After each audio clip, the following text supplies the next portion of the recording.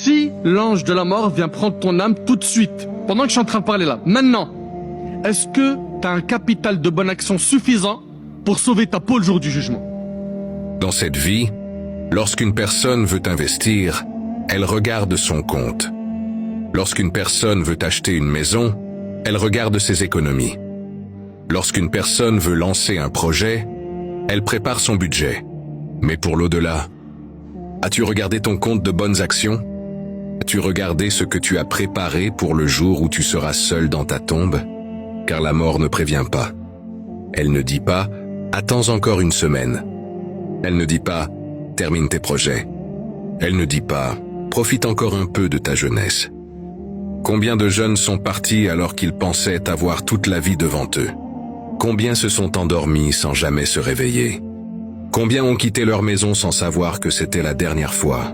Et aujourd'hui, toi et moi, quelle garantie avons-nous d'être encore là ce soir? Aucune. Alors pose-toi cette question. Si mon âme était reprise maintenant, est-ce que mes prières me sauveraient? Est-ce que mon Coran témoignerait en ma faveur? Est-ce que mes parents seraient satisfaits de moi? Est-ce que mes péchés sont plus nombreux que mes bonnes actions? Ce sont des questions sérieuses. Car le jour du jugement, ni l'argent, ni les abonnés, ni la popularité, ni les diplômes ne pourront nous sauver. Allah dit que ce jour-là, seuls ceux qui viendront avec un cœur sain réussiront. Mes frères et mes sœurs, tant que l'âme n'a pas atteint la gorge, la porte du repentir est ouverte. Si tu es éloigné d'Allah, rapproche-toi de lui. Si tu as abandonné la prière, reviens à la prière. Si tu vis dans le péché, repens-toi sincèrement. Car le plus intelligent n'est pas celui qui accumule le plus d'argent. Le plus intelligent est celui qui prépare le plus son départ vers Allah. Et rappelle-toi, le jour où l'ange de la mort viendra, il sera trop tard pour dire « Seigneur, laisse-moi revenir afin que je fasse le bien. Aujourd'hui est le jour des œuvres. Demain sera le jour des comptes. Alors profite de chaque minute qu'Allah t'accorde pour remplir ton capital de bonnes actions, avant qu'arrive le moment où plus aucune action ne sera possible. Qu'Allah nous accorde une bonne fin, pardonne nos péchés et nous fasse entrer parmi les habitants du paradis. » Le diable a dit à Allah, « Je le jure par ta puissance, ô Seigneur, je ne cesserai d'égarer tes serviteurs tant que leurs âmes seront dans leur corps. » Et Allah a dit, « Par ma puissance et par ma majesté, je ne cesserai de leur pardonner tant qu'ils me demanderont pardon. » Voilà la miséricorde infinie de notre Seigneur. Le diable ne se fatigue jamais de tenter les hommes, mais Allah, lui, ne se lasse jamais d'accueillir celui qui revient à lui avec sincérité. Regarde le combat qui se déroule chaque jour. Le diable te souffle. Remets le repentir à demain. Tu es trop pécheur. Allah ne te pardonnera pas. Profite encore un peu de ce bas monde. Il veut te faire tomber puis te faire désespérer. Son objectif n'est pas seulement que tu commettes un péché, mais que tu perdes espoir dans la miséricorde d'Allah. Mais Allah ouvre les portes du repentir jour et nuit. Tant que ton âme n'a pas atteint la gorge au moment de la mort, et que le soleil ne s'est pas levé de l'ouest, la porte du repentir reste ouverte. Quel que soit ton passé, si tu reviens vers lui avec un cœur sincère, il est pardonneur et très miséricordieux. Ne sous-estime jamais un péché. Beaucoup de grands péchés ont commencé par une petite désobéissance que le diable avait embellie. Un regard interdit, une parole, un retard dans la prière, puis un autre, jusqu'à ce que le cœur s'endurcisse. C'est ainsi que le diable avance, pas à pas.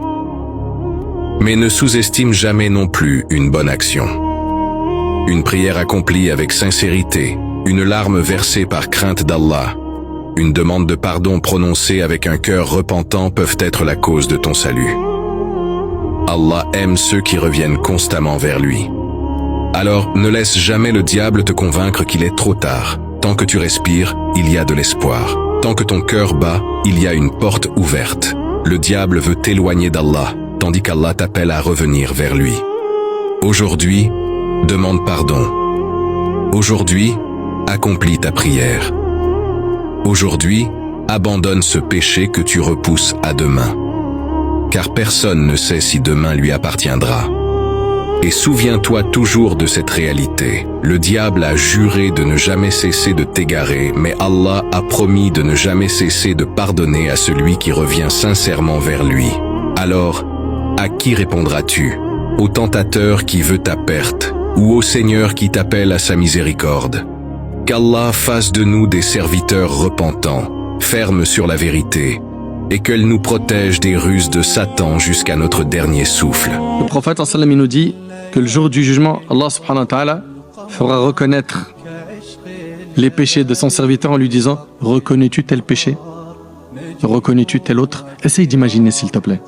Imagine qu'Allah te rappelle ce regard interdit que tu pensais oublier, cette parole blessante que tu avais prononcée, cette prière que tu avais volontairement négligée, ce mensonge que personne n'avait découvert, ce péché commis dans le secret en pensant que personne ne le verrait.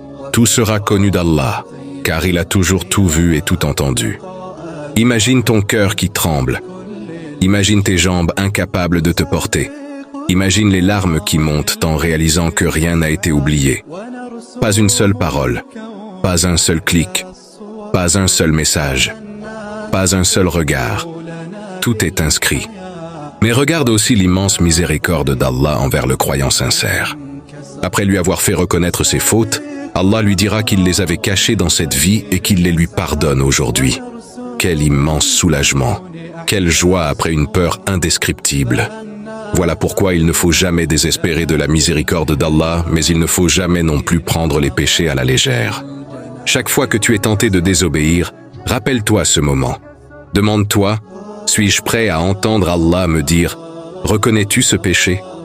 Si la réponse te fait peur, alors éloigne-toi de ce qui déplaît à ton Seigneur, avant qu'il ne soit trop tard.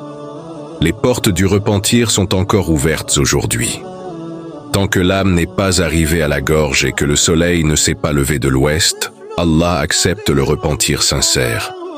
Celui qui revient vers lui avec un cœur repentant trouvera un Seigneur pardonneur, très miséricordieux.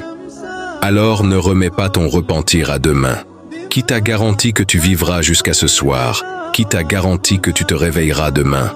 La mort vient sans prévenir. Beaucoup avaient des projets, des rêves, des rendez-vous.